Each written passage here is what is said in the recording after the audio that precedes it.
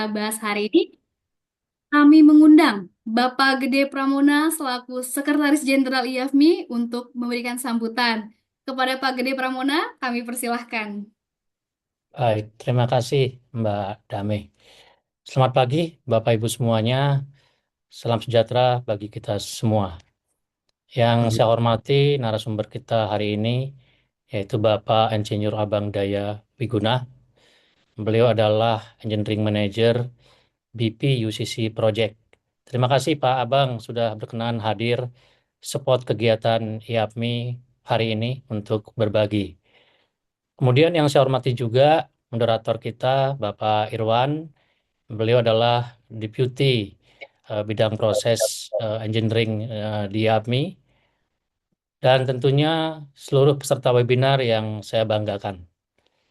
Pertama-tama, marilah kita panjatkan puji dan syukur kehadirat Tuhan Yang Maha Esa karena atas rahmatnya kita dapat berkumpul hari ini dalam keadaan sehat untuk mengikuti webinar dengan topik yang sangat relevan yaitu Design What You Will Operate, Embedding Sustainability into Process Design.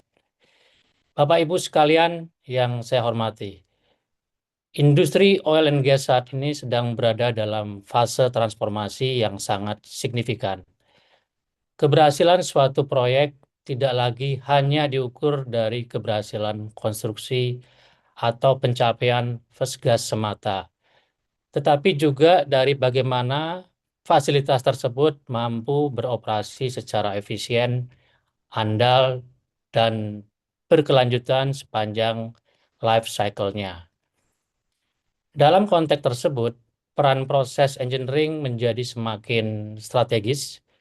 Keputusan-keputusan yang kita ambil pada tahap desain, pada kenyataannya akan menentukan beberapa hal. Di antaranya konsumsi energi, kemudian tingkat emisi, dan tentunya adalah kemudahan operasional, serta biaya yang akan ditanggung selama puluhan tahun ke depan. Namun demikian, kita juga harus mengakui bahwa dalam prakteknya masih sering terdapat gap antara desain dan real operating condition. Desain seringkali disusun berdasarkan asumsi steady state, sementara kondisi operasi di lapangan jauh lebih dinamis mulai dari startup, ramp up, hingga kondisi partial load dan berbagai gangguan proses. Bapak Ibu yang saya hormati, disinilah pentingnya pendekatan yang lebih holistik bahwa desain tidak hanya harus technically correct, tetapi juga harus operable, maintainable, dan yang tidak kalah penting sustainable. Jadi konsep design what you will operate menjadi sangat krusial. Karena pada akhirnya apa yang kita desain hari ini akan menjadi kenyataan yang harus dihadapi oleh tim operasi di masa depan. Dan disinilah juga peran commissioning menjadi sangat penting sebagai tahapan yang tidak hanya menguji sistem, tetapi juga memvalidasi apakah desain yang telah dibuat benar-benar dapat dioperasikan sesuai intennya.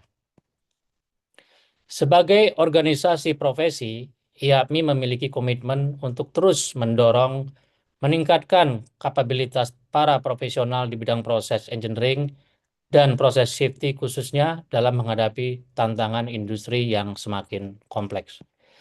Salah satu inisiatif yang saat ini sedang kami dorong adalah pengembangan knowledge sharing platform, termasuk rencana penyusunan webbook yang dapat menjadi referensi praktis bagi para engineer, tidak hanya dari sisi teori, tetapi juga berdasarkan pengalaman nyata di lapangan.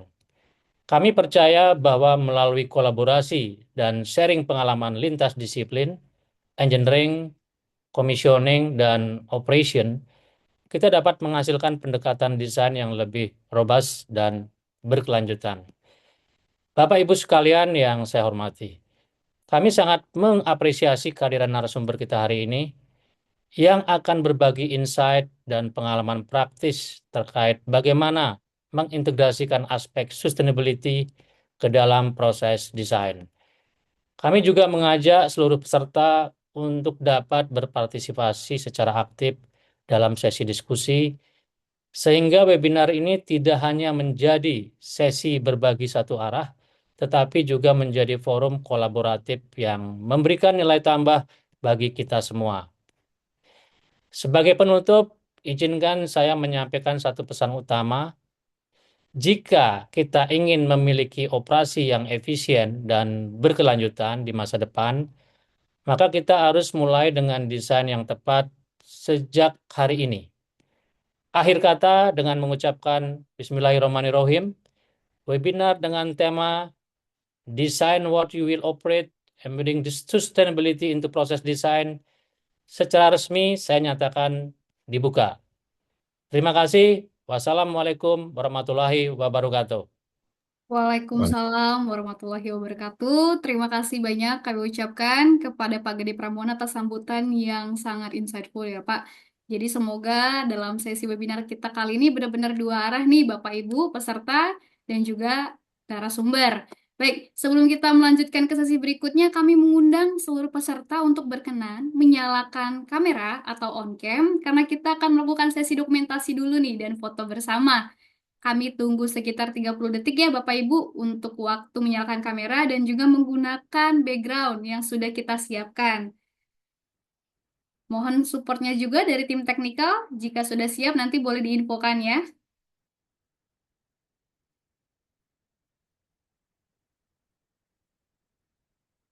Baik. Nih peserta kita terus bertambah nih. Nanti bisa ribuan nih Pak Irwan. Pak Irwan akan siap-siap ya sebagai moderator ya. Setiap setiap menit selalu bertambah nih.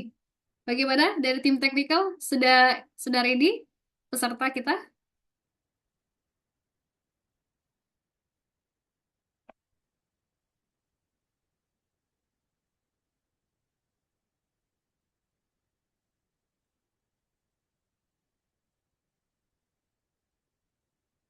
Oke, di sesi chat itu sudah terlampir ya Pak untuk foto background bagi Bapak Ibu yang belum memiliki untuk background.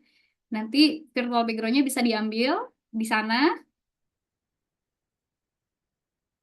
ada di kolom chat.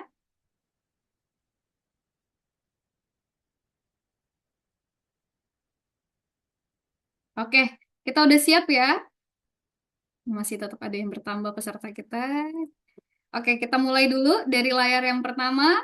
Mohon bantu tim dokumentasi. Satu, dua, tiga, senyum. Baik. Layar berikutnya. Satu, dua, tiga. Boleh senyum. Cheers. Oke. Layar berikutnya. Sudah siap? Satu, dua, tiga. Oke. Kita berganti ke layar berikutnya. Layar yang keempat ini. Siap-siap Bapak Ibu. Virtual background dan senyum yang paling mempesona. Satu, dua, tiga. Oke. Layar keempat. Sudah siap? Satu, dua, tiga. Oke. Kemudian kita bergerak ke layar yang kelima.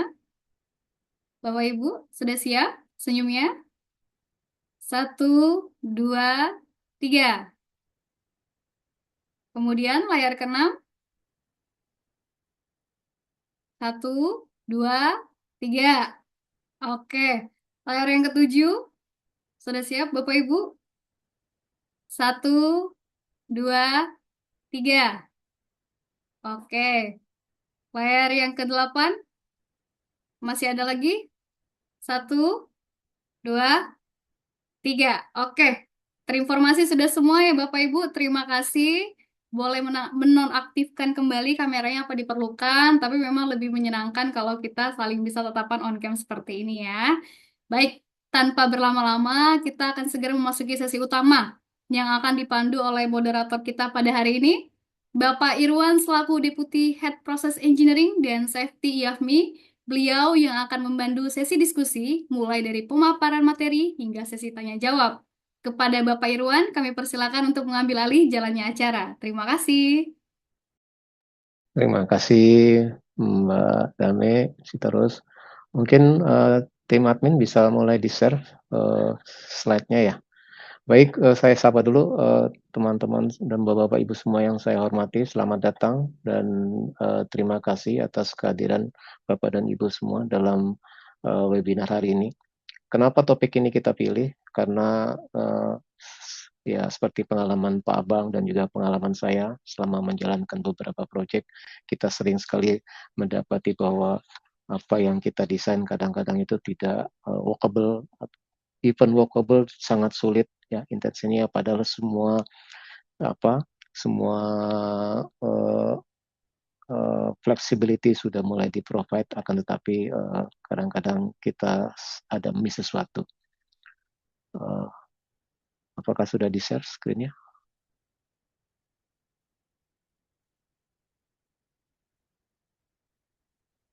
Oke, baik. Tadi sudah diperkenalkan juga narasumber kita, Pak Abang Daya Wiguna. Beliau itu sudah mulai sebagai proses engineering dari awal tangguh masih dalam bentuk hutan sehingga menjadi fasilitas sekarang. Beliau juga mulai start dari proses engineer, kemudian startup engineer, kemudian masuk ke sebagai proses engineering lead untuk Tangguh Expansion Project, kemudian step up lagi sebagai engineering manager di UCC Project. Uh, jadi beliau sudah cut on lah tentang apa proses desain dan juga bagaimana menghadapinya ketika sebuah plan di startup. Oke, saya sendiri kebetulan juga sebagai uh, apa anggota UCC Project ya di BP Indonesia dan Desan sebagai commissioning manager. Saya juga sebagai background process engineer sebelumnya, jadi mudah-mudahan kita bisa saling sharing session juga di sini, Pak Abang, dan juga dari teman-teman semua yang hadir. Baik, bisa lanjut ke slide background. Lanjut aja langsung.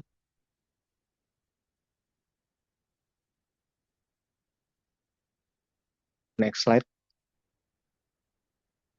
Oke, jadi pada slide ini saya ingin memulai dengan satu konteks penting yang sebetulnya sudah tadi disampaikan juga oleh Pak Gede pada saat sesi pembuka.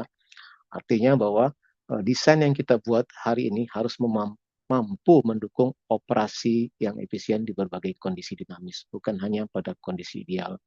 Karena itu aspek operasi yang efisien di berbagai kondisi dinamis, bahkan bukan hanya di kondisi ideal, karena itu aspek energi efisiensi, kadang-kadang tentang emisi intensity, operational reliability, dan sustainability harus mulai dilihat sebagai bagian integral dari keberhasilan sebuah desain proses.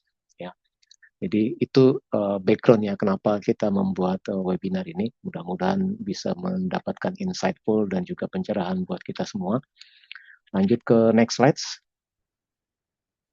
Oke, nah ini secara prinsipal, secara tradisional proses engineering memang banyak berfokus pada steady state optimization, equipment sizing, kemudian safety design margin, kemudian juga capital efficiency.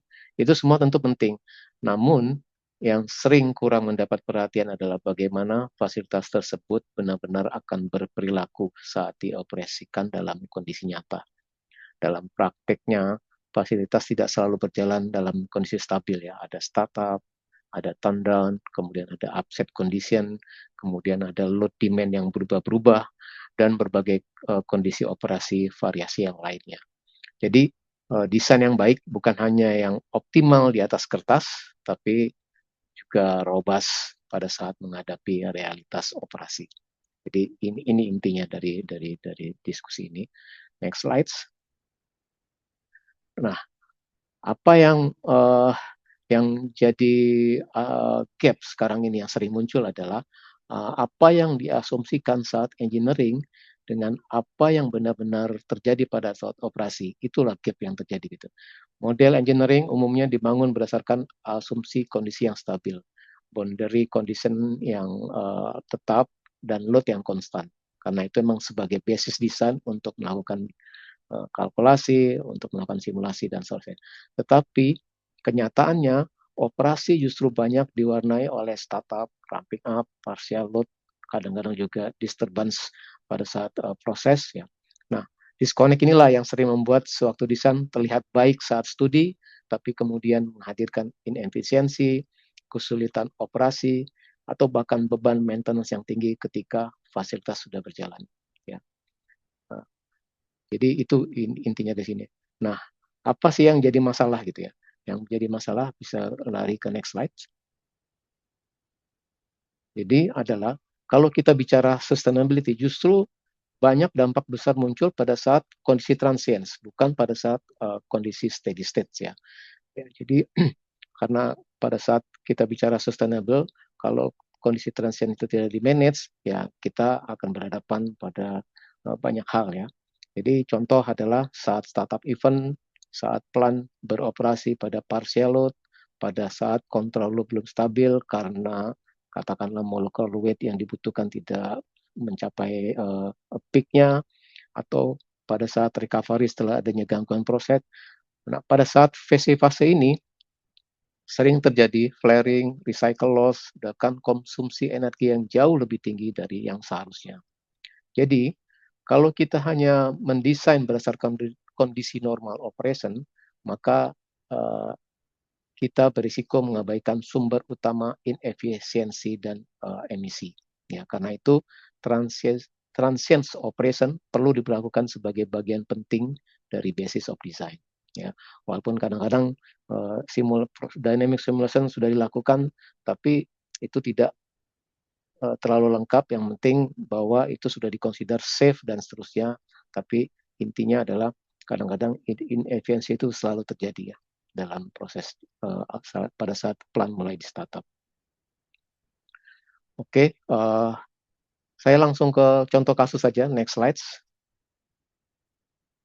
Oke, nah ini contoh kasus pertama. Saya ada beberapa contoh kasus, kita mungkin banyak contoh kasus, tapi saya akan punya beberapa contoh kasus di sini yang mungkin saya akan minta insights full dari Pak Abang. Oh, Pak Abang angkat tangan, monggo Pak Abang. Iya, Pak Irwan, izin Pak Irwan, mungkin boleh nggak Mbak Dame kita balik lagi sedikit ke slide yang tradisional proses desain itu Mbak Dame. Mungkin seperti yang disampaikan di awal sama Pak Gede dan ditekankan lagi oleh Pak Irwan, biasanya kalau kita praktisi project itu secara desain itu ideally klien itu adalah operation. Biasanya saya dapat komplain itu selalu dari Irwan duluan sebagai orang yang melakukan commissioning. Biasanya pada saat-saat commissioning lah kita baru ketahuan, oke, ini turn down-nya cukup apa enggak gitu ya. Nah, tapi kalau kita boleh sharing pengalaman how we do project gitu ya. Beberapa hal yang harus juga kita perhatikan seperti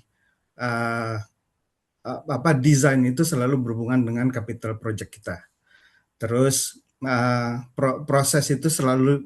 proses engineering itu selalu menjadi tombak awal lah untuk mendefinisikan fasilitas itu seperti apa. Tradisional ini sebenarnya tetap dilakukan walaupun kita sampai sekarang project itu kalau mendefinisikan facility design itu selalu dimulai dengan traditional process design. Cuman beberapa hal yang makin ke sini kita juga harus memperhatikan beberapa item yang disebutkan oleh Pak Irwan di background slide. Nah, disitulah ada biasanya kita ketemu titik seimbang antara kapital yang mau kita spend dengan desain equipment apa yang mau kita terapkan kepada satu fasilitas.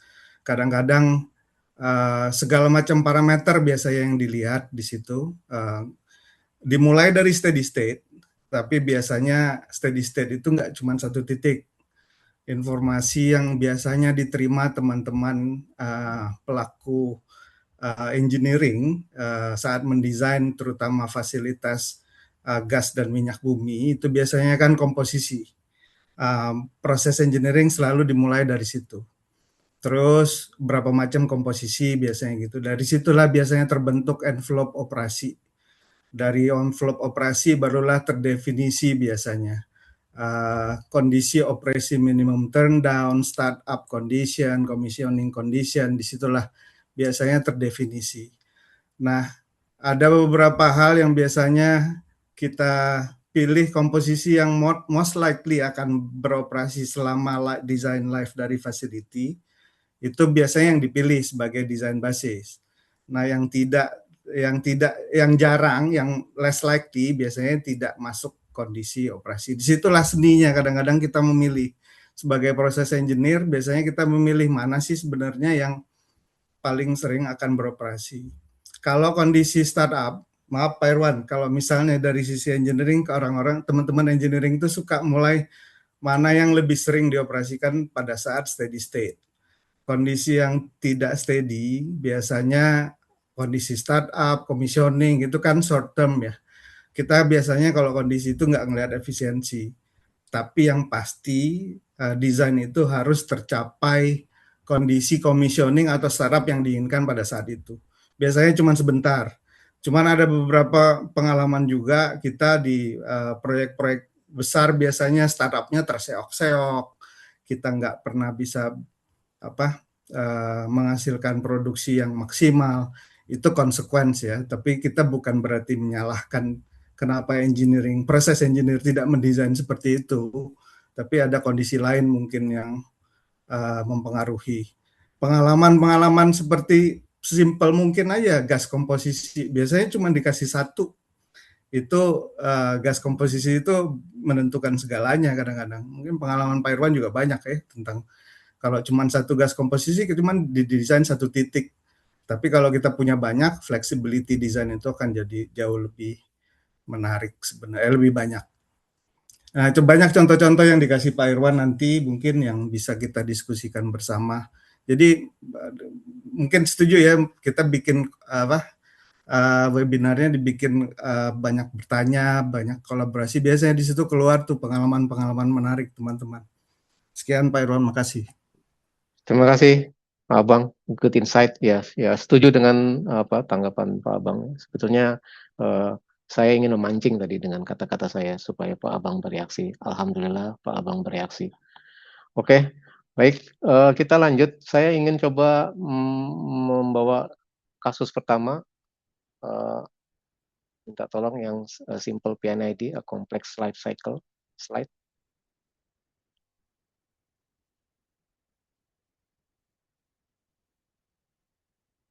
Bisa muncul.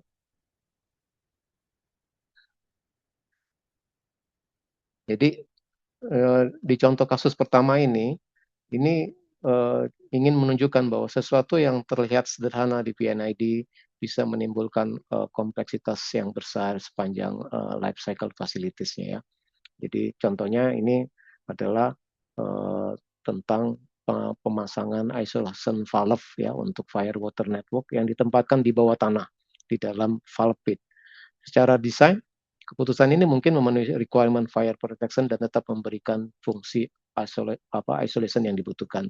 Namun ternyata implikasinya itu meluas pada saat mulai dipasang, di fase konstruksi, kemudian masuk ke fase commissioning, bagaimana susahnya kita untuk melakukan line cleaning dan seterusnya, kemudian juga nanti pada saat masuk ke tahapan operasional. Mungkin saya bisa coba minta sedikit insight dari Pak Abang. Bisa nggak sedikit dijelaskan latar belakang desain fire water yang ditempatkan di bawah tanah ini, Pak? Ya, ini contoh menarik Pak Irwan. Kemarin sempat buka contekan sedikit waktu ketemu kasus seperti ini. Pada contoh spesifik ini kan mungkin pada tahap operasi, kenapa valve-nya ditaruh di pit, itu di tahap operasi biasanya kesulitan untuk inspeksi karena pitnya kerendam. Pitnya kerendam, terus nggak bisa lihat valve-nya. Terus pada saat commissioning juga mungkin sama ya, Cuman kan by standard memang kita kalau untuk isolation fire, mungkin teman-teman rekan-rekan semuanya udah pada familiar lah dengan NFPA requirement. Dia harus terproteksi. Bukan sesuatu yang baru gitu loh kalau valve di dalam pit. Cuman ada beberapa pembelajaran dari lesson learn yang kemarin kita ketemukan di real operasi itu desain pitnya yang harus benar-benar sehingga tidak menimbulkan air tanah itu masuk ke dalam pit, atau kita punya fasilitas untuk mendrain seperti colokan untuk vakum pump sehingga kita bisa melakukan inspeksi, atau desain valve-nya harus dikasih proteksi painting yang benar. Banyak hal sebenarnya, cuman ya seperti yang Pak Irwan bilang, kalau kita dimulai desainnya tidak mengikuti requirement-nya diikuti, cuman cara mendesain pitnya salah, tetap aja ujung-ujungnya kita tetap bermasalah dengan pit valve di dalam pit. Itu sih Pak Irwan mungkin. Baik Pak Abang, ya memang betul bahwa sebetulnya dari sisi compliance memang harus di follow gitu ya. Teman-teman kadang-kadang ya itu mulai pada ribut-ribut ketika pada saat konstruksi, nanti commissioning seperti itu. Mungkin kalau kita lihat lagi di slide berikutnya tentang pada saat itu sudah ditransfer ke operation, itu juga sama gitu ya. Tantangannya nggak berhenti gitu, karena justru burden jangka panjangnya mulai terasa. Routine inspection menjadi lebih sulit ya, karena mereka harus turun ke bawah, greasing valve-nya gitu ya. Dan jika itu ada flooding, mereka harus nunggu dulu. Jadi waktu yang dibutuhkan mereka, effort yang mereka dibutuhkan juga jadi lebih lama ketimbang mungkin itu di atas gitu ya. Tapi emang compliance adalah requirement. Jadi pelajaran penting dari kasus ini adalah desain bisa saja compliant di atas kertas, tapi tetap menciptakan beban operasional yang besar. Karena itu seharusnya engineering decision seharusnya tidak hanya mempertimbangkan compliance, tapi juga constructability, commissionability, maintainability, asset integrity, dan juga life cycle sustainability. Jadi dengan seperti itu, seperti tadi yang diinfo sama Pak Abang bahwa harusnya desain pitnya yang benar dan seterusnya, itu mungkin salah satu poin yang harus kita consider dari awal ya Pak Abang ya. Oke, baik. Kita lanjut ke next slide. Ini another teman-teman yang punya pengalaman hal yang sama ya. Terlalu spesifik. ya. Atau mungkin para peserta ada yang punya pengalaman yang berbeda di tempat lain. Mungkin bisa di-share.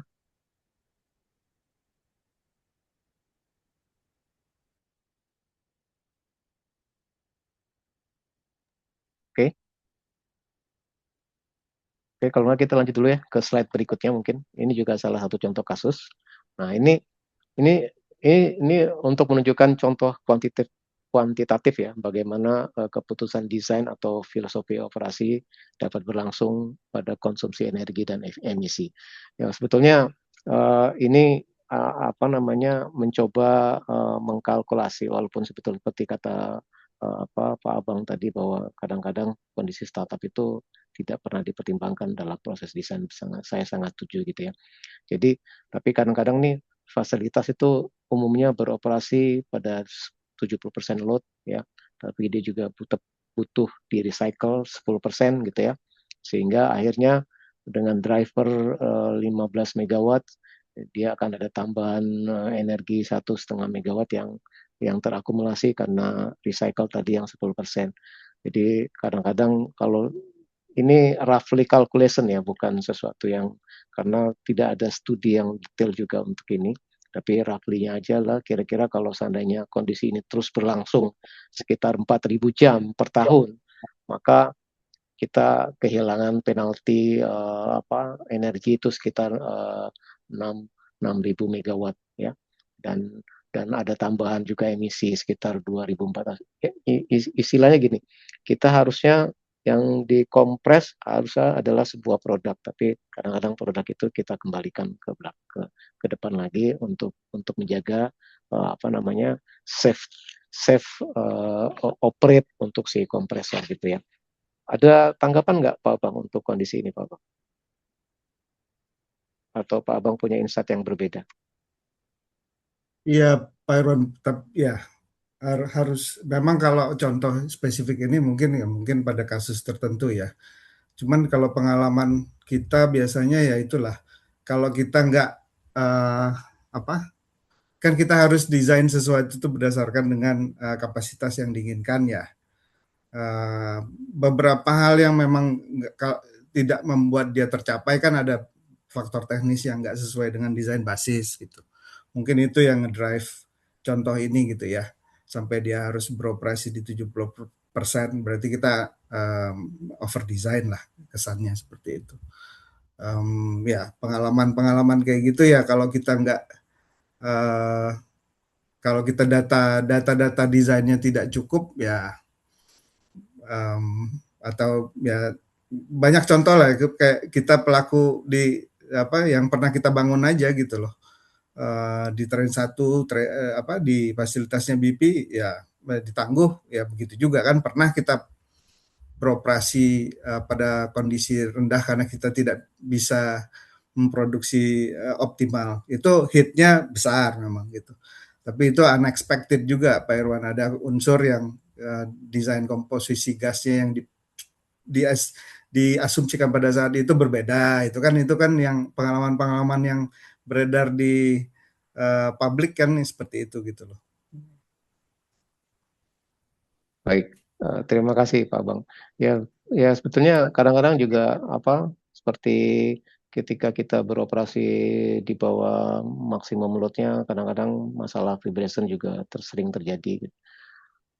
Oh, Pak Putu Karang, angkat tangan, monggo Pak Putu, jika ingin ada tanggapan. Baik, izin Pak Irwan, Pak Abang. Ini saya boleh langsung diskusi ya? Oh, boleh Atau Pak. bertanya sedikit lah ya. Ya ini perkenalkan saya Putu Karang ya. Saya kebetulan di admin ini di bagian rotating gitu ya. Nah kita kan sebenarnya dari proses itu kan seringnya kita mendapatkan ya memang kondisi operationnya itu sering kalinya memang ideal gitu ya. Artinya tim rotating diharapkan mendesain sesuai dengan kebutuhan proses dan terkadang saat operasi itu hal-hal yang terutama kita bicara di upstream ya dari sisi apa namanya gas atau ya ini kita bicara kompresor ini berarti dari gas yang dihasilkan sumur-sumur tersebut ternyata nggak sesuai dengan harapan waktu desain gitu ya kadang-kadang ya over atau seperti itu. Nah kalau ke depannya yaitu seperti itu kan kita karena kan worst case-nya itu kadang-kadang sudah disiapkan, sudah disampaikan tapi hal-hal yang tak terduga itu sering kali memang muncul. Kira-kira kalau untuk ke depannya seperti apa ya Pak Abang, Pak Irwan ya untuk menyikapi ya terutama dari kami nih dari sisi yang mendesain peralatan karena kami juga kadang-kadang sering dikomplain nih, ini peralatannya terlalu besar nih, padahal aktualnya kapasitasnya nggak sesuai dengan apa, nggak seideal waktu desain awal seperti itu sih, Pak Irwan, Pak Abang. Mungkin itu dulu, terima kasih. Izin Pak, Pak Putu, setuju Pak. Itu biasanya kalau informasi itu kan tergantung proses engineer. Itu setuju tuh. Jadi definisi disiplin setelah proses itu akan ngikutin apa yang ditentukan oleh proses. Nah, biasanya Pak, pengalaman saya kebetulan beruntung punya pengalaman yang jelek karena kita ngedesainnya cuma satu informasi. Ada juga pengalaman yang hasilnya cukup bagus karena kita belajar dari situ gitu Pak. Itu pengambilan asumsi komposisi gas. Jadi uh, semakin banyak informasi komposisi dari teman-teman kita dari reservoir, itu sebenarnya semakin bagus untuk mendefinisikan envelope design, ya kan Pak? Ada gas yang misalnya sifatnya lean, yang misalnya molecular weight-nya sangat ringan, dan ada satu case di mana dia berat. Nah, biasanya kita bermain di boundary itu gitu loh, sehingga ketemulah titik optimum. Nah, biasanya downstream disiplin, mechanical rotating, valve design, segala macam ngikutin apa yang kita definisikan, Pak. Jadi best practice-nya kalau kita ketemu envelope itu, biasanya proses datasheet itu bisa mendefinisikan, oke, untuk komposisi yang berat, komposisi yang ringan, operasi yang dipilih misalnya untuk turn down kita biasanya beroperasi di 40% atau maksimum operasi 100%. Nah, envelope itulah yang biasanya kita pakai untuk mendefinisikan, Pak. Tapi kalau ketemu satu angka, itu ketemu satu titik, nah itu yang susah, Pak Butuh biasanya. Itu yang kita coba hindarin ya, sebagai proses engineer biasanya nggak suka tuh ketemu angka pakai basis cuma satu aja. Dan dia biasanya selalu terdorong untuk nyari komposisi yang berbeda. Karena kalau tradisional proses desain tadi kan kita cuma ngelihat dia operasi envelope aja ya Pak, startup, commissioning gitu loh. Hanya itu aja biasanya boundary-nya. Proses ini harus lebih rajin nyari komposisi lain atau desain envelope yang lain. Ketemu misalnya ambient condition kadang-kadang juga mempengaruhi Pak. Misalnya suhu udara, swingnya seperti apa. Itu sangat biasanya informasi yang cukup berguna juga untuk teman-teman proses engineer mendesain dan menjadi informasi buat teman-teman di downstream mendesain equipment-nya. Itu Pak. Oke, terima kasih Pak Abang. Boleh satu lagi ya Pak Abang ya? Boleh Pak. Pak Irwan. Ini kita bicara terkait sustainability ya. Sekarang kan memang lagi gimana sih desain kita harus ideal gitu, artinya efisiensi energi, emisi intensity. Nah, mungkin tahun-tahun sebelumnya itu ya, proyek-proyek yang sebelumnya itu kita, saya nggak tahu ya, jarang melihat bahwa berapa sih sebenarnya emisi intensity itu diharapkan dari suatu plan tertentu. Nah itu apakah? Nah pertanyaan saya sih, kalau ke depannya itu ada nggak sih maksudnya dari sisi proses bahwa emission intensity itu di-create dari awal, artinya suatu plan ini sebenarnya diharapkan dia harus menggunakan fuel yang ideal tuh sekian sehingga dia bisa menghasilkan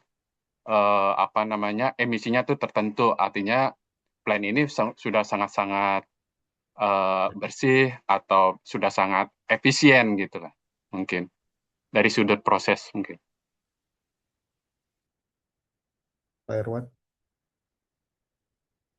Ya, mungkin untuk kalau menurut saya berdasarkan yang saya lihat sekarang ini, jadi emang emisi intensity itu sudah mulai tercapture Pak, karena seperti tadi yang dibilang Pak Abang bahwa pertimbangan faktor eksternal, pertimbangan faktor internal itu juga harus dikonsider.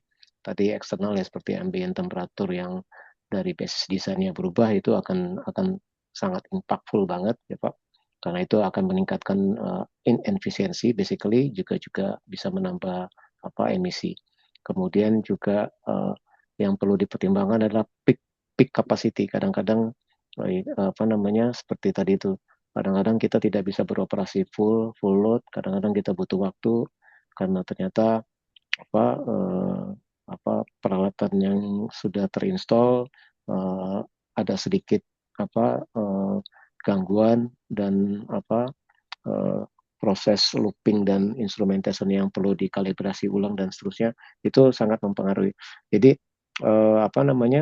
kita dari sisi proses engineering yang mungkin yang paling sering kita lakukan adalah bahwa ya sebanyak mungkin kita mempertimbangkan seperti startup scenario itu juga akan mempertimbangkan itu karena mungkin dengan alternatif ya. Contoh, daripada kita ngebuang hidrokarbon pada saat untuk sistem drying, mungkin kita bisa menggunakan nitrogen.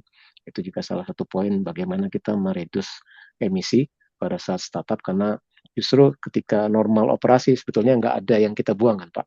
Karena kan hanya flare itu kan hanya cuman istilahnya pilotnya saja yang hidup gitu, tapi tidak ada yang terbuang. Nah, seperti itu mungkin kita dari sisi, mungkin bukan dari sisi proses desainnya Pak, tapi mungkin pada saat alternatif atau solution pada saat kita mulai commissioning atau pada saat kita mulai startup, kita mempertimbangkan itu sehingga kita bisa menurunkan intensitas emisinya. Baik, siap Untuk Pak Irwan. Pak Putu, aku tambahin dikit Pak. Untuk mendefinisikan biasanya mendefinisikan emisi dari awal selalu kita nggak mau punya emisi Pak, biasanya gitu kan ya. Tapi di perjalanan kita selalu ketemu ada equipment yang tidak sesuai dengan desain basisnya. Tapi kan pengaruh-pengaruh tadi itu gas komposisi, asumsi turn down-nya seperti apa, itu kan banyak yang mempengaruhi ya. Nah, kalau udah masuk kondisi inefisien, biasanya kita ngandelin teman-teman operation nih, yang biasanya mereka mentweaknya seperti apa gitu.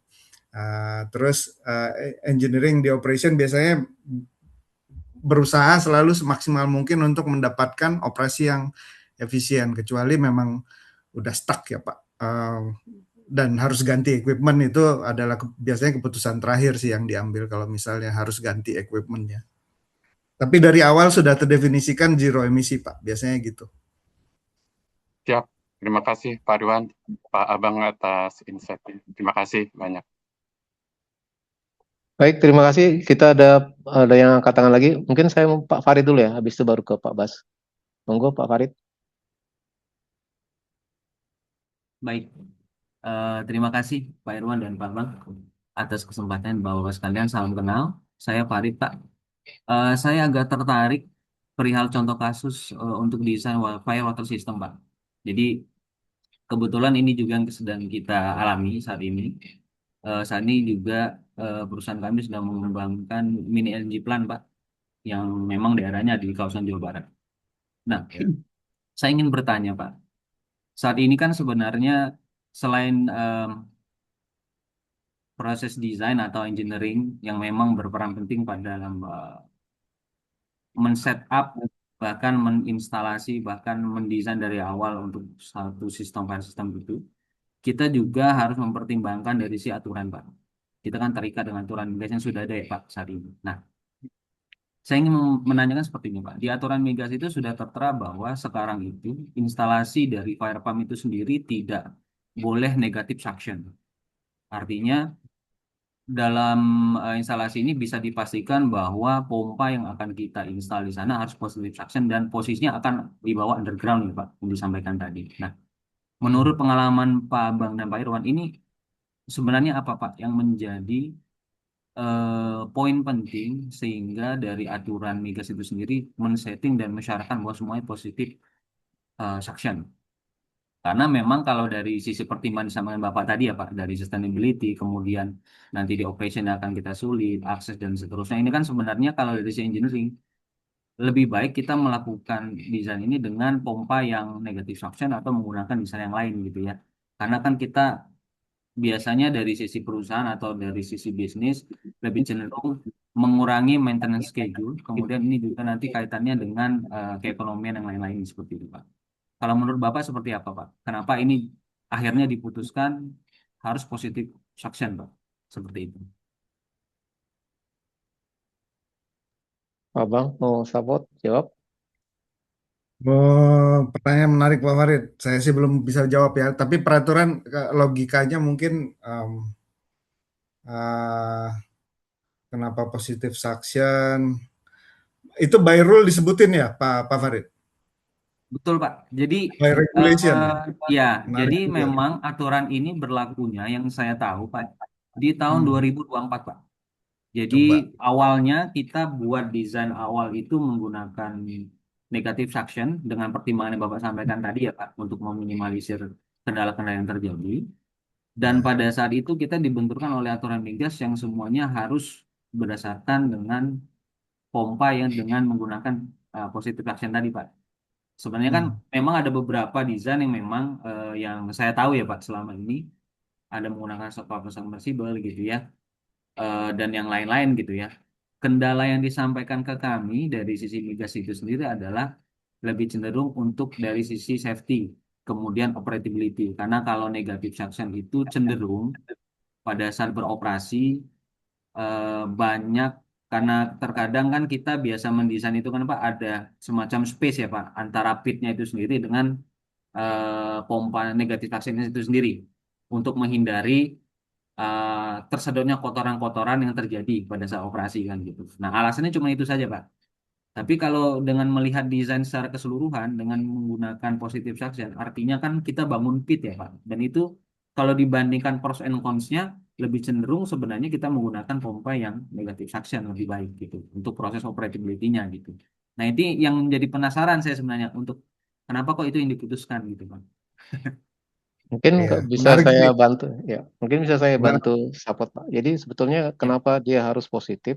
Biasanya sih karena ini fire water kan kritikal, Pak. Jika seandainya terjadi kebakaran atau segala macam. Jadi dia harus siap untuk di start gitu.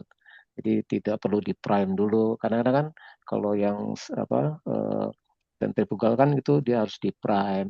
Kemudian juga ada cavitation karena harus ngebuang angin dan seterusnya kalau dia nggak berjalan kan. Jadi makanya di positive section, whatever kapanpun kita butuh dalam kondisi emergency situation, dia harus bisa start langsung gitu Pak, tanpa ada dia harus di priming dulu dan seterusnya. Itu sih mungkin salah satu pertimbangan kenapa dia harus positive section.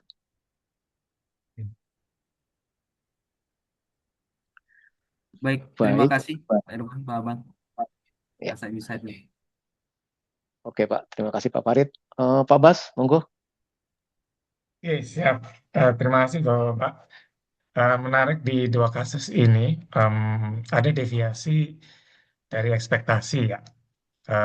Tentunya ekspektasi pada saat kita fase minimal commissioning sampai operasi normal gitu ya. Nah, mohon sarannya, sejak kapankah operation and maintenance ini involve di dalam input-input seperti ini? Supaya kita bisa menghindari deviasi yang akan terjadi sejak dari awal. Kemudian untuk khusus kasus yang kedua ini,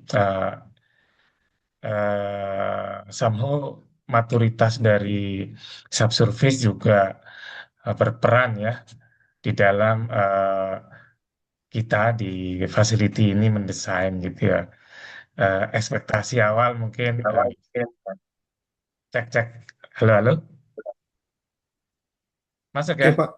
Masuk. Ya, ekspektasi awal mungkin 100 mm full rate gitu ya. Tapi ternyata buru-buru nih subsurface-nya gitu ya. Sehingga kenyataannya cuma 70. Jadi sehingga kita harus merecycle 30 atau 15 lah ya. Nah, ini mungkin maturitas setiap tahapan project mungkin sangat penting ya. Namun paradoksnya kita kadang-kadang diburu-buru gitu ya oleh berbagai stakeholder. Nah, khusus kasus kedua ini pengalaman Abang gitu ya, Pak Abang, namanya agak enak gitu. Apa Abang gitu. Oke, Pak. Masih muda. Masih udah. Pengalaman Pak Abang nih di tempatnya gitu di sana, bagaimana tim project bisa me- memanage stakeholder untuk supaya nggak buru-buru kita mature benar-benar gitu. Walaupun kalau terlalu juga bisa delay ya. Ya. Itu yang kedua. Yang ketiga mungkin saya bantu dikit. Eh, saya sama dengan Pak Irwan tadi bahwa ini critical equipment dan NFA sangat strict untuk positif gitu ya. Supaya tidak terjadi fail pada saat dia auto run kondisi yang orang nggak bisa intervene yaitu fire gitu. Itu sih. Terima kasih banyak. Izin Pak menanggapi pertanyaan Bapak, Pak Basuki. Terima kasih. Untuk tadi yang keterlibatan operation ya Pak, Ya, dan teman-teman maintenance. Uh, Pengalaman kita Pak, biasanya mereka sudah mulai, teman-teman operation itu sudah memberikan input terhadap suatu project. Kalau kita mau di execute itu sudah di tahap biasanya front end engineering design. Teman-teman operation sudah mulai terlibat.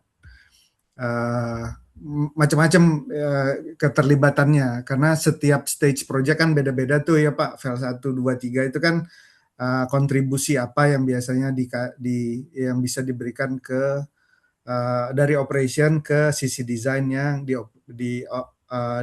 di project. Pengalaman saya di fit itu biasanya mereka baru ngomong filosofi operate Pak. Itu ya, apa input-input yang dimasukkan untuk mendesain facility dengan cara beroperasi, apakah jumlah operatornya, kayak gitu-gitu. Itu di fit biasanya. Kalau udah di EPC atau execute, biasanya barulah keterlibatan operation itu di detail, seperti ikutan review PNID, filosofi operasi, desain condition, itu terlibat. Cuman kadang-kadang begini, kalau misalnya teman operasi kan biasanya terimanya kalau sudah di ini ya, udah setengah mateng Pak, dari fit itu kan setengah mateng, itu udah hampir jadi ya. Jadi kadang-kadang adalah beberapa hal yang miss. Cuman nggak banyak kok biasanya. Once teman-teman operasi terlibat detail seperti ikutan review PNID atau paling banyak ikutan di HAZOP biasanya, itu di EPC stage atau execute stage, di situ banyak kita terima input-input teman-teman operasi. Nggak di sisi operasi secara keselamatan aja, tapi pada saat maintenance biasanya di stage 3D model review Pak.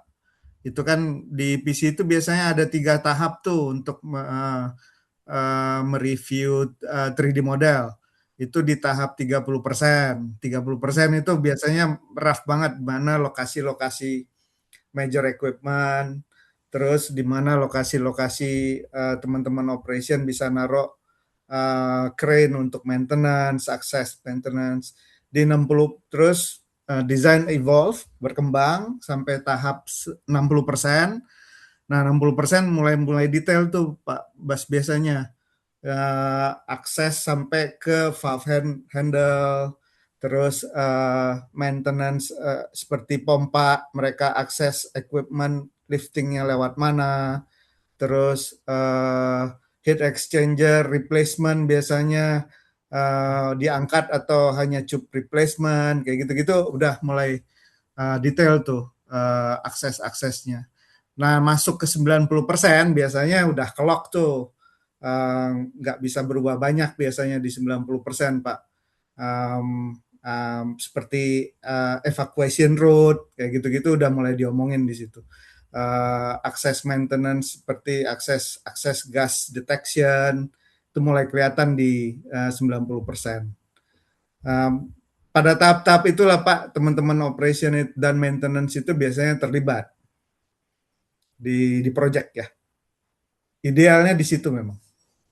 ya.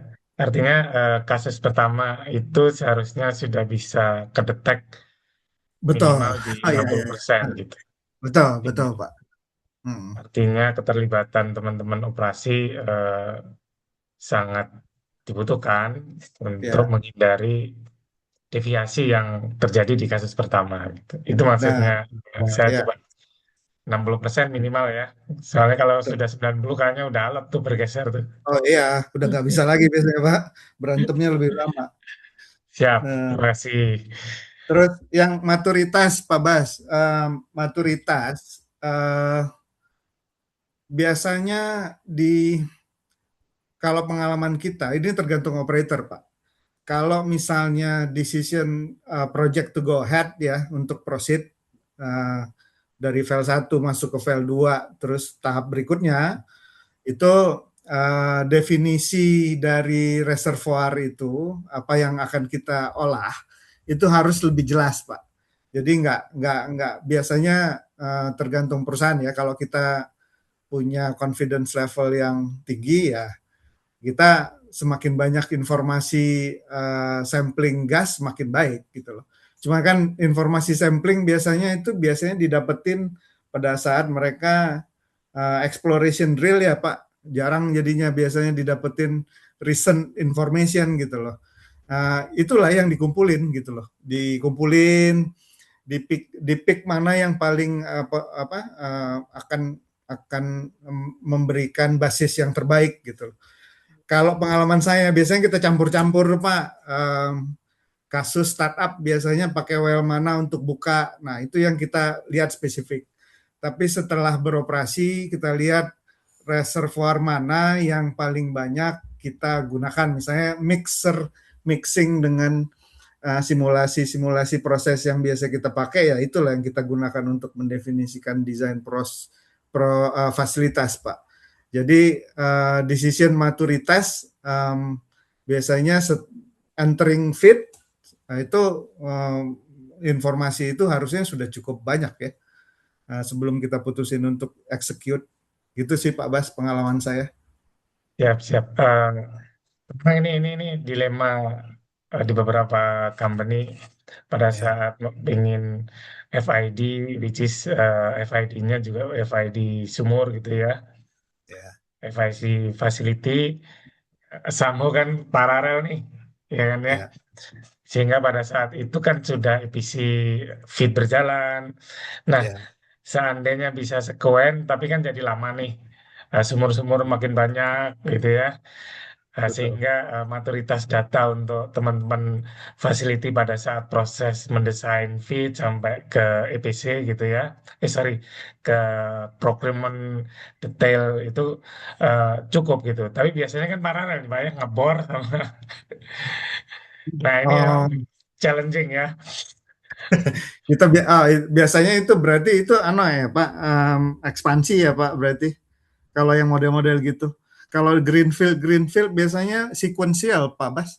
Kalau Malah kita sequential ya. Jadi kalau kita drilling selesai sequential. semua baru EPC award gitu. Sorry, Iya, EPC start. biasanya kita terima informasi dari teman-teman reservoir itu kondisi reservoir itu kan didapat pada saat mereka drilling eksplorasi dulu tuh waktu habis seismik kan mereka punya komitmen untuk melakukan drilling eksplorasi ya. Biasanya mereka ambil sampel tuh di situ Pak. Atau pendekatan yang kita barusan lakukan juga ada juga tuh. Jadi di reservoir dikelilingi oleh typical gas. Jadi typical gas itu yang dipakai jadi asumsi sama kita Untuk untuk iya ya. proceed. Nah, Untungnya kalau eksplorasi paling beberapa sumur benar. kalau reservoirnya big gitu ya Ya, cukup ya. representatif gitu. Tapi kalau apa namanya clustering gitu, nah Oh itu ya itu tantangan tantangan kita nih orang facility ya. benar-benar Pak, Siap, benar-benar. siap Pak, Pak Bang, Pak Bang. Tapi tetap harus ada sampel dulu Pak. Kalau enggak kita nanti dikomplain orang banyak biasanya kalau enggak punya definisi yang cukup jelas. Baik, baik, baik. Makasih, makasih. Pak Sahrul mungkin ada Ya, pertanyaan Pak. Pak Sahrul, monggo Pak Sahrul. Iya Pak, terima kasih Pak. Assalamualaikum warahmatullahi wabarakatuh. Salam kenal Salam. Pak Abang dan rekan-rekan. Iya, ada satu pembahasan yang menarik ya tadi perihal subsurface ya, reservoir. Eh, Kami mengalami beberapa kejadian ya, terutama saat kita mengetahui bahwa satu sumur itu bagus atau enggak itu ketika fase commissioning. Fase commissioning.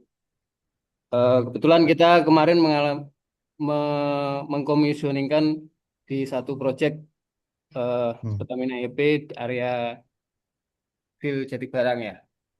Hmm. Itu Hmm. akasnya bagus di mana itu banyak impurities. Hmm. Eh yang jadi permasalahan itu adalah pertama ternyata di fluida dari sumuran itu sering terjadi congealing. Congealing. Yang jadi pertanyaan itu adalah untuk maturitas dari tim subsurface reservoir itu kira-kira diperlukan berapa lama agar bisa oke atau terdelivery sesuai waktu yang pas gitu ya. Khawatirnya kan untuk sumur infill ataupun sumur yang walkover gitu kan. Ketika proses feed berlangsung, kemudian ketika proses konstruksi kan perlu waktu sekitar 1,5 atau 1 tahun lah ya, 1 tahun berjalan. Ternyata ada perubahan di subsurface yang kita nggak bisa kontrol nih, seperti itu Pak. Dan itu sering kejadian. Kita sering kejadian itu yang sering terjadi itu banyakkan sumur secara forecastnya teman-teman subsurface itu sekian 5 tahun ke atas lah ya. Tapi ternyata hanya setahun depleted gitu. Terutama yang gas ya. Jadi kita harus ngambil di sisi lapisan yang lain. Kemudian yang kedua kita menanggapi yang tadi menarik juga yang perihal operation ya. Kejadian yang awam yang sering terjadi itu adalah ketika fase feed front end engineering, kemudian ada pemenang tender untuk pelaksana EPC. Di situ ada fase 3D modeling dari 30%, 60 sampai 90% gitu ya. Sampai nanti ada fase untuk killing punch list, temuan-temuan dari masing-masing fase tersebut. Permasalahannya adalah kita sering mengundang berbagai tim nih, dari tim operation terutama operation. Tapi pertanyaannya adalah rekan-rekan yang datang itu dengan rekan-rekan nanti ketika akan mengoperasikan itu selalu beda orang. Itu yang jadi concernnya seperti itu, Pak. Itu udah awam terjadi baik itu di Sumatera Selatan atau di Jawa itu kebanyakan seperti itu. Jadi mungkin karena disposisi tugas ya. Oke, you datang untuk sana.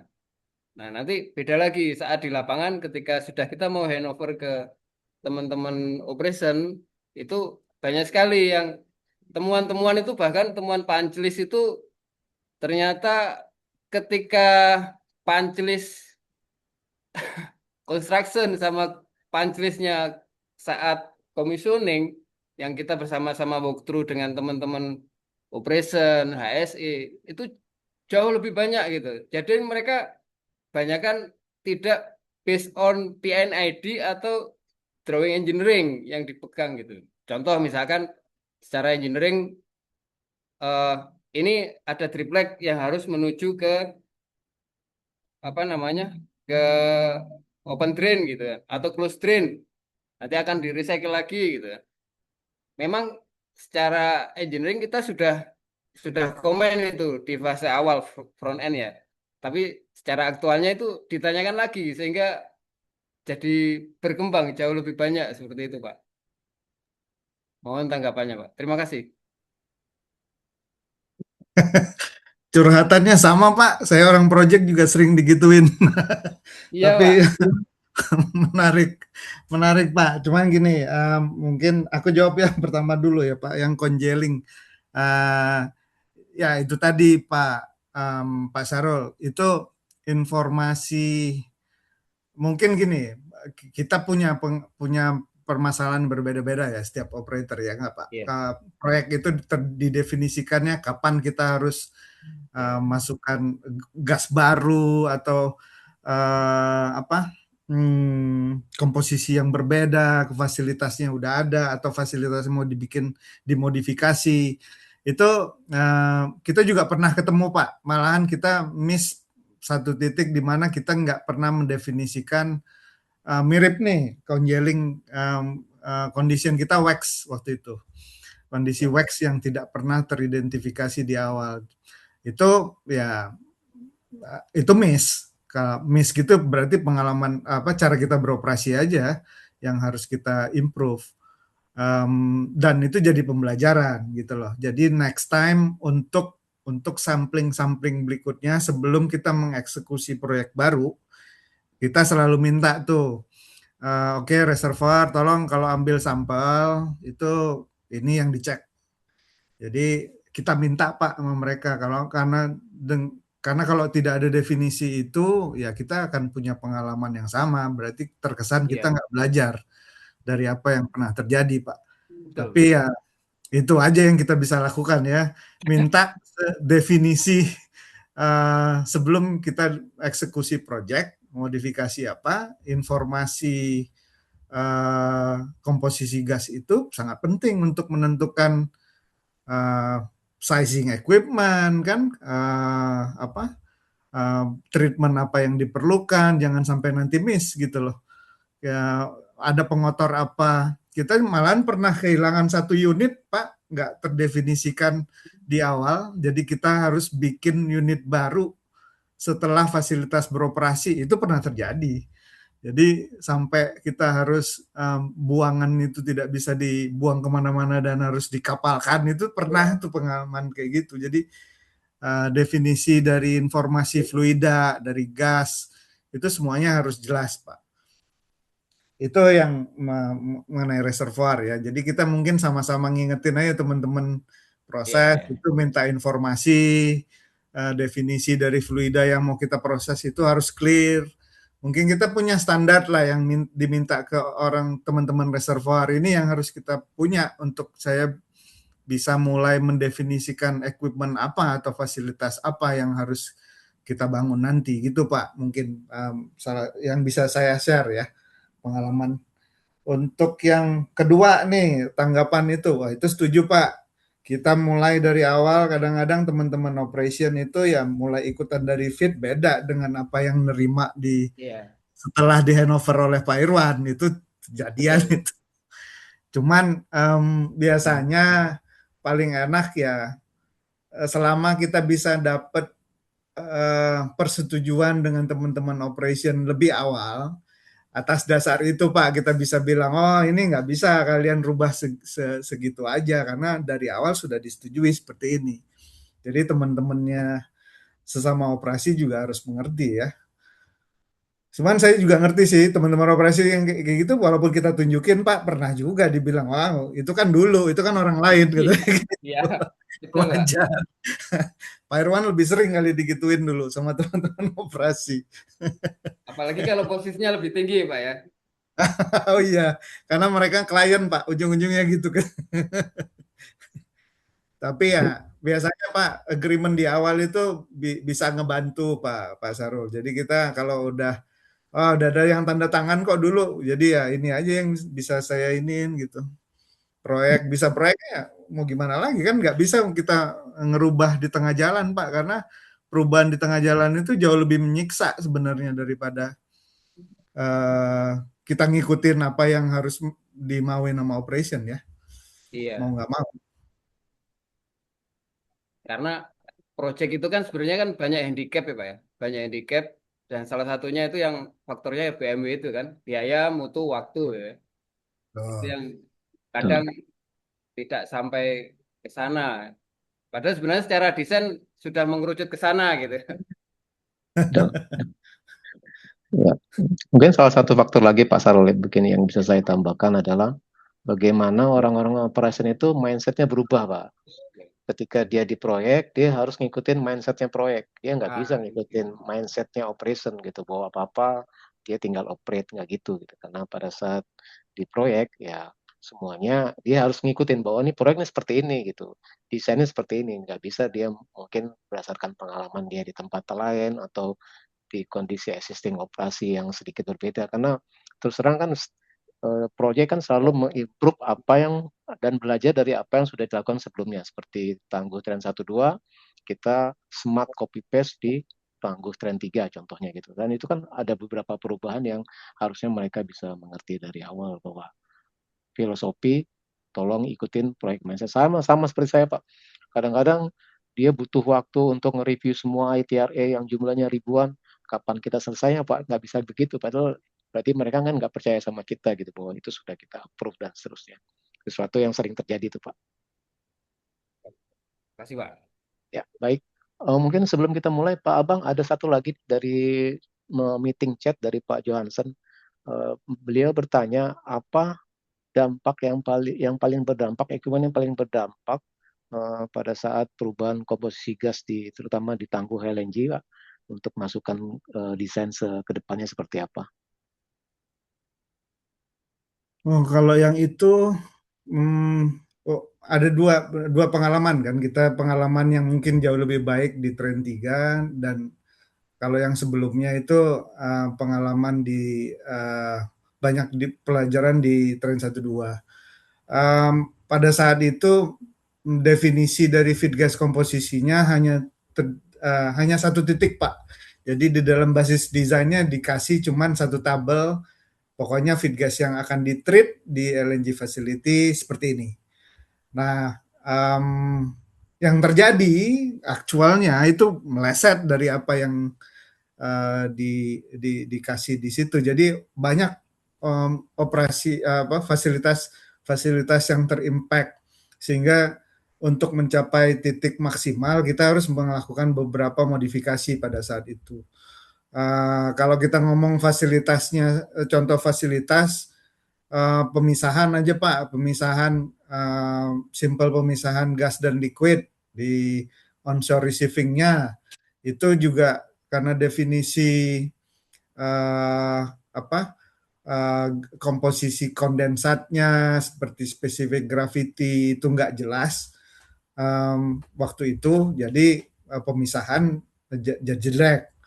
Terus tadi saya sempat nyebut masalah wax juga. Nah itu juga ternyata karena flow-nya pada saat itu rendah sehingga temperatur arrival di receiving facility-nya sampai ke titik wax appearance temperature, sehingga kita nggak punya fasilitas untuk mengurai wax itu, jadi kacau balau kan. Itu terimpact Pak. Terus sampai masuk pabriknya malahan untuk pemurnian kita pemisahan CO2, dehidrasi segala macam itu kena impact semua itu gara-gara perbedaan gas komposisi. Yang paling menyakitkan fraksinasi waktu itu. Kita sampai nggak bisa menghasilkan LPG untuk kebutuhan refrigeran. Jadi ya ada beberapa modifikasi. Itu karena implikasi feed gas aja itu Pak. Itu sih pengalaman kita ya. Nah, waktu yang kita lakukan berbeda untuk lebih baik pada saat mendesain tren berikutnya, kita punya beberapa input komposisi. Jadi kita pilih waktu itu feed gas mana yang dari reservoir mana yang punya komposisi paling ringan misalnya gitu. Nah, itu yang kita pakai untuk mendefinisikan equipment apa. Terus yang paling berat yang mana itu mendefinisikan untuk produksi LNG paling tinggi misalnya gitu. Nah, berdasarkan desain envelope itu Pak, akhirnya kita mungkin jauh lebih bisa improve ya di fasilitas yang lebih baru gitu sih Pak Johansen. Baik, Mbak Abang, terima kasih banyak. Next, Pak Freddy. Oh, kita punya tersisa 9 menit ya, Mbak Rame. Oke. Mungkin Selamat terakhir pagi. Ya. Terima kasih atas kesempatannya Pak Irwan, Pak Abang ya. Kebetulan saya di sini juga posisinya sebagai process engineer seperti itu ya. Di kontraktor EPC. Oke. Mungkin saya pertanyaan pertama adalah mengenai kebetulan di teman-teman tadi kan mungkin lebih bersharing di area upstream seperti itu ya. Mungkin di sini saya akan berbicara mengenai di bagian downstream, yaitu proyek-proyek seperti kayak misal pupuk, kilang dan seperti itulah ya, yang katakanlah di sekarang ini mungkin lebih ada tren-tren misal seperti proyek-proyek yang lebih tepatnya seperti revamping seperti itu ya. Yang dimana revamping ini kan tidak semua scope itu di revamp ya. Katakanlah kita mempunyai 3 area ABC di mana hanya B saja yang di revamp seperti itu. Sehingga energi katakanlah ketika dilakukan suatu studi revamp seperti itu ya, plan itu tidak performnya tidak tercapai Pak. Ya dimana katakanlah kita mentarget efisiensi energi itu 100%, ketika kita menggandeng oleh sensor seperti itu, ternyata ketika aktualnya hanya mencapai efisiensi sekitar katakanlah di bawahnya, misal sekitar 80 atau 85%, yang dimana hal tersebut itu disebabkan oleh yang tadi itu existing facility yang tidak terkena revamping yang menyebabkan katakanlah efisiensi itu tidak tercapai seperti itu. Yang kedua mungkin saya ingin menambahkan, ini saya belum bertanya tapi lebih menambahkan aja dari Pak Syahrul tadi ya pertanyaannya. Kebetulan Pak Syahrul di Akasia Bagus ya. Kebetulan ya kan. Nah tadi Ya Pak, untuk Akasia Bagus itu proses engineer teman saya Pak yang memiliki suatu simulasi seperti itu ya. Bukan yang duduknya di dari sebelah saya. EPC kontraktornya atau dari Tripatra. Tripatra. Ya, Jadi ya, ya. kebetulan yang case-nya itu seperti Boleh ini. sebut merek ya di sini Pak ya?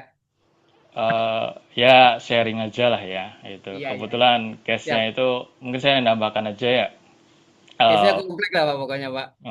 Itu ibaratnya ya itu karena saya ini sharing mengenai perubahan data saja sih ya itu ya yaitu antara data subsurface yang akan berpengaruh ke data proses seperti itu di mana ketika kita melakukan suatu simulasi kan proses engineer pasti melakukan suatu simulasi ya baik itu contohnya menggunakan simulasi proses ketika Betul, kita betul. merubah persen ya misal dari 95% kita rubah jadi 94%, itu output akan berubah. Ketika kita Yes. merubah pressure juga berubah berapa 1 bar atau Celsius pun kita rubah, flow rate kita rubah, pasti akan berimpact ke usernya seperti itu. Ya itu aja sih yang menjadi suatu problematika ya karena memang ketika kita berbicara mengenai seorang process engineer, kita merubah satu atau berapa value berapapun yang berimpact adalah ke belakang, ke mechanical, ke electrical, ke instrumen dan lainnya seperti itu sih. Jadi memang ketika kita berbicara mengenai seorang process engineer, sebisa mungkin data dari upstream itu sudah kita kunci seperti itu. Ya, itu. Mungkin dari saya penambahan seperti itu hanya sebagai sharing aja sih ya buat teman-teman ya seperti itu. Baik, terima kasih Pak Freddy. Karena limited time, mohon maaf kita tidak bisa menyelesaikan semua. Mungkin bisa langsung sebelum slide terakhir sebelum slide thank you.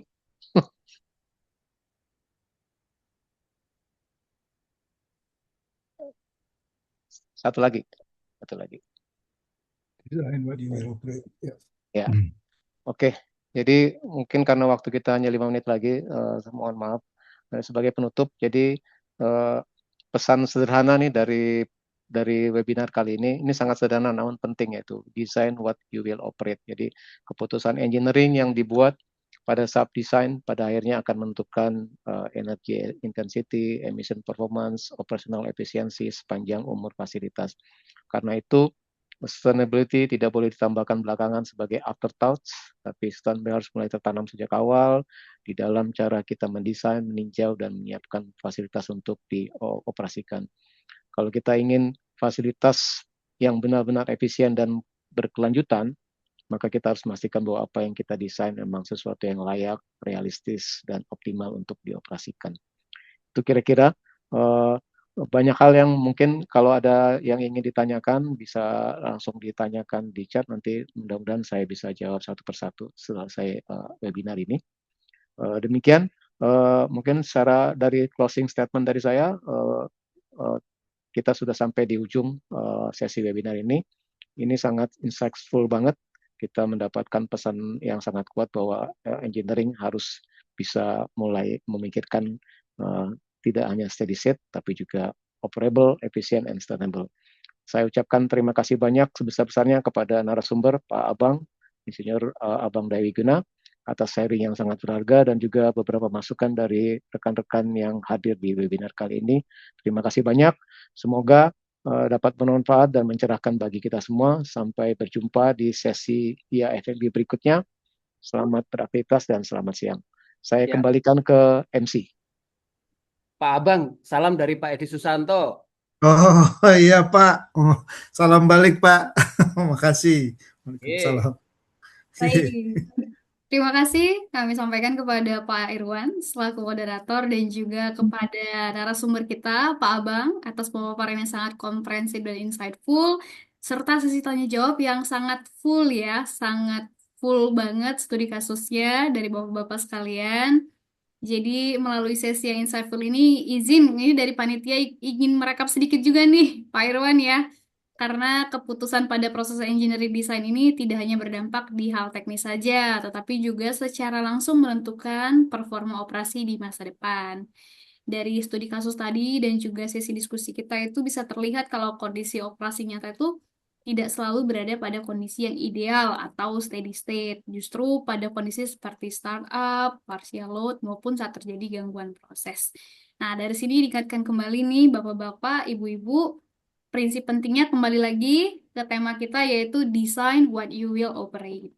Bahwa dalam setiap proses engineering, kita tidak hanya merancang untuk memenuhi kebutuhan saat ini, tapi juga memastikan kemudian kemudahan pada tim operasional supaya tidak ada kendala lagi ya Pak ya, supaya tidak ada benturan nih antara tim engineering dan tim operasional. Baik, terima kasih kami ucapkan sekali lagi sebesar-besarnya kepada narasumber Pak Abang dan juga moderator Pak Irwan, dan attendance kita hari ini yang hadir ada 77 orang Pak Irwan. 77 aja sudah butuh waktu yang cukup banyak ya Pak ya untuk saya tanya jawab ya. Gimana kalau kita punya 1000 ya Pak ya, bisa sampai 4 jam ya kita ya untuk pemaparan saja. Akhir kata nih, kami mohon maaf dari panitia apabila terdapat kekurangan secara acara, mungkin dari durasi yang kurang panjang, mungkin nanti panitia bisa arrange lagi lebih panjang ya Pak Irwan ya, di sesi berikutnya, atau mungkin beberapa pertanyaan Bapak Ibu yang belum sempat dijawab, nanti bisa beremail atau berdiskusi langsung kepada tim admin kami di IAFMI. Saya selaku MC, izin undur diri, terima kasih atas perhatian dan partisipasinya, tapi sebelumnya izin pantun dulu sedikit ya Bapak-Bapak ya. Pagi hari minum kopi, ditemani diskusi yang penuh arti. Terima kasih. Terima kasih atas partisipasi hari ini. Semoga bermanfaat untuk kita semua nanti. Sampai jumpa pada kesempatan webinar berikutnya. Wassalamualaikum warahmatullahi wabarakatuh. Selamat beraktivitas. Waalaikumsalam. Happy weekend, Terima Bapak. Terima kasih Terima kasih Bapak Ibu Terima semuanya. kasih Pak Irwan. Terima kasih semuanya Bapak-Bapak. Terima kasih semuanya. Terima kasih semuanya. Terima kasih. Pak Abang, makasih ya Pak Abang Terima kasih, atas izin waktunya. Pak Irwan, Terima kasih Bapak. tambahan ini mungkin ya. Sama-sama Pak. Terima kasih.